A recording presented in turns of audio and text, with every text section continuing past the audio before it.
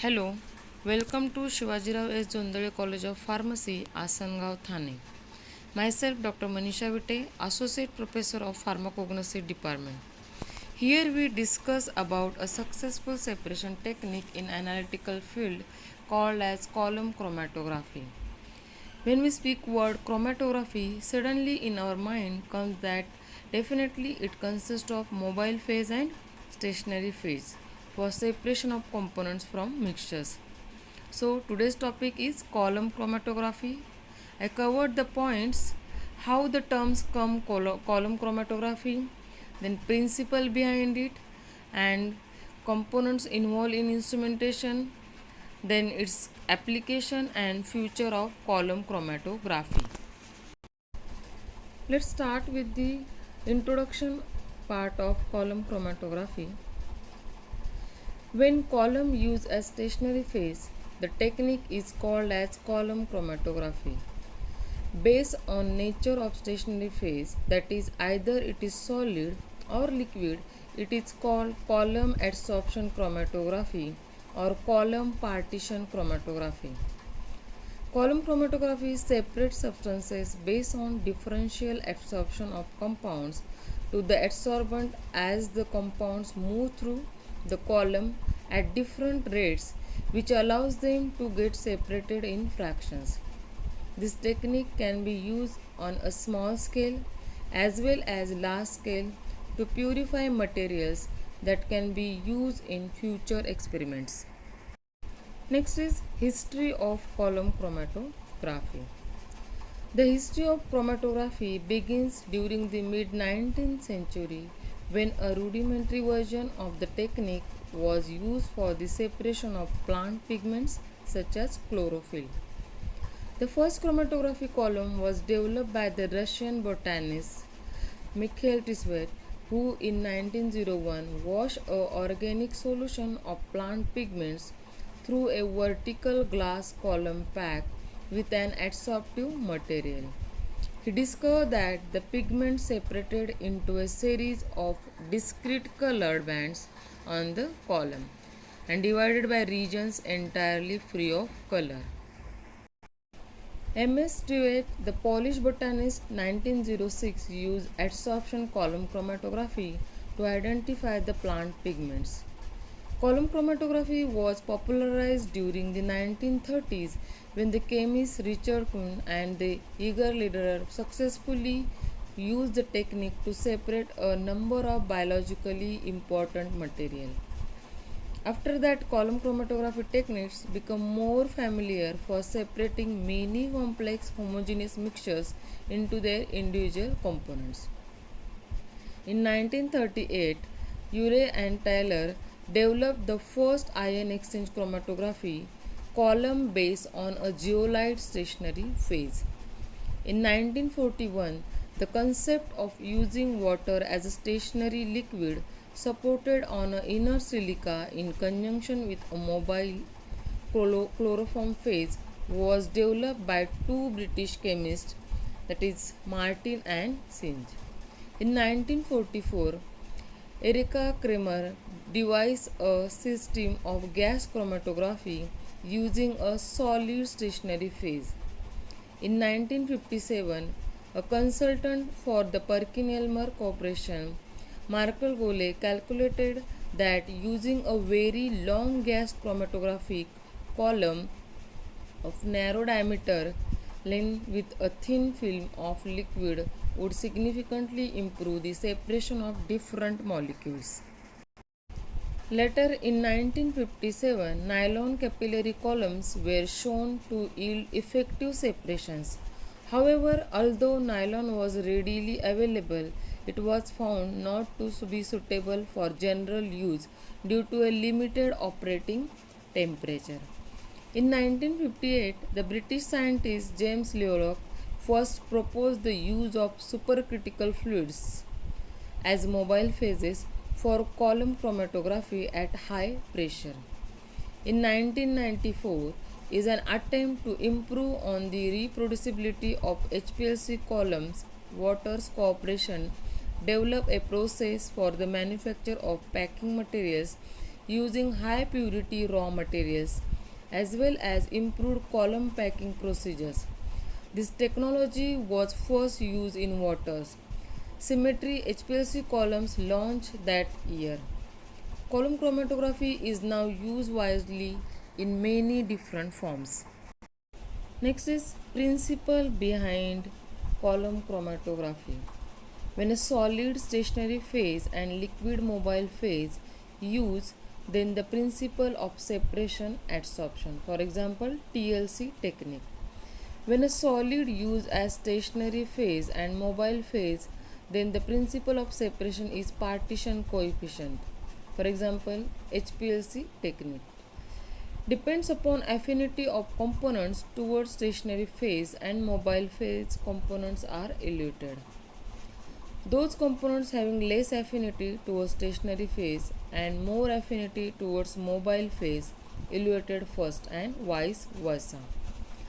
There are two forms of column chromatography on the basis of nature of mobile phase. First is liquid chromatography where mobile phase was liquid, and the second is the gas chromatography where mobile phase was gas. Then on the basis of principle of separation, column chromatography are adsorption chromatography, partition chromatography, ion exchange chromatography and gel chromatography. First we say the liquid chromatography. It is a technique used to separate a sample into its individual components. This separation occurs based on the interactions of the sample with the mobile and stationary phases. Because there are many stationary and mobile phase combinations that can be employed when separating a mixture to individual components. As mobile phase was liquid, hence its name as a liquid chromatography. Next is gas chromatography. Here the carrier gas is used in the separation. This plays the part of the mobile phase. The carrier gas transports the sample molecules through the GC system. Ideally without reacting with the sample or damaging the instrument components, gas chromatography is an analytical technique used to separate and detect the chemical components of a sample mixture to determine their presence or absence and or quantities. These chemical components are usually organic molecules or gases. For GC to be successful in their analysis, these components needs to be volatile and thermally stable so they don't degrade in the GC system. GC is a widely used technique across most industries like petrochemicals, beverages, food, environmental sample analysis and many more. Next is adsorption chromatography. It involves the analytical separation of a chemical mixture which is based on the interaction of the adsorbate with the adsorbent. The mixture of gas or liquids gets separated when it passes over the adsorbent bed that adsorbs the different compounds at different rates. Now, what is the adsorbent? It is a substance which is generally porous in nature with a high surface area to adsorb substances on its surface by intramolecular forces is called adsorbent. Some commonly used adsorbents are silica gel H, silica gel G, silica gel N, silica gel S, then hydrated gel silica, then cellulose microcrystalline, alumina and modified silica gel, etc. Next is partition chromatography. In this, the separation of the components from the sample mixture is carried out by the process of partition of the components between two phases. Both phases are liquid in form, and in this process, the immiscible solid surfaces coated with the liquid surfaces which act as a stationary phase. The liquid surface is immobilized by a stationary phase which results in making it is a stationary phase. The mobile phase moves from the stationary phase and the components get separated. The separation depends on the different partition coefficients. Next is ion exchange chromatography. This is a type of chromatography that is applied to separate and determine ions on columns that have a low ion exchange capacity. This is based on the equilibrium of ion exchange between the ions in solution and the counter ions to pair with oppositely charged ions that are fixed to the stationary phase. The stationary phase would either have positive or negative functional groups affixed to it, usually sulfonate or a quaternary amine being a cation and an anion exchanger respectively. And last is the gel chromatography. Gel chromatography, commonly called as gel permeation chromatography. It is a form of size exclusion chromatography that uses organic solvent to separate analytes based on their size. Polymer analysis is a popular application of this technique. The analytes are separated by gel permeation chromatography based on their size or hydrodynamic volume. Since smaller analytes can separate pores more quickly, they spend more time in them and hence have a longer retention time. Since these smaller molecules spend more time in the column, they elute later. Larger analytes, on the other hand, spend little or no time in the pores and are easily eluted. After discussion the types of column chromatography in details, basis of nature of mobile phase and basis on principle of separation, let's see the instrumentation part of column chromatography. There are various components of column chromatography. First is stationary phase, then mobile phase, column characteristics, preparation column, introduction of sample, development techniques, detecting of components, and recovery of components. First is stationary phase, that is adsorbent. Adsorbents are classified into weak, medium, and strong. Selection of stationary phase based upon number of components to be separated. Affinity differences between components and length of column used. The most commonly used adsorbent is silica gel of particle size 60 to 200 micron. The next is the mobile phase. Mobile phase is a very important and play a role of solvent, developer and as a eluent. As a solvent, to introduce the mixture into the column, as a developing agent to develop the zone of separation, and as an eluent to remove pure component out of the column.